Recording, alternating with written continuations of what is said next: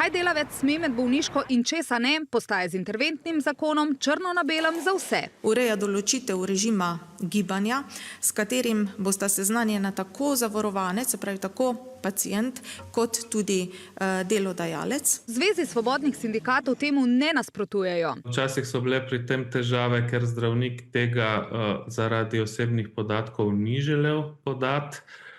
Je pa res, da zdravnik oziroma tudi ta navodila ne bodo vsebovala diagnoz, kar je osebni podatek, ne vsebovala bodo samo navodila ravnanja. Pomembno je, da so ta navodila pisna. Spremembo pozdravljajo tudi delodajalci. Pravilno, da se pač režim, ki ga ima bolnik oziroma oseba, pove tudi delodajalcu, ker lahko na ta način tudi potem bolj planira, ve, kaj ga čaka, kako ga čaka. Oseba pa se mora zavedati svoje odgovornosti, to je, da naj naredi vse, kar je v njegovi moči, da se čim prej pozdravi. Če bo delavec kršil bolniško, pa bo lahko ob nadomestilo. Kar seveda krepi odgovornost zavarovancev pri uveljavljanju pravice do nadomestila plače.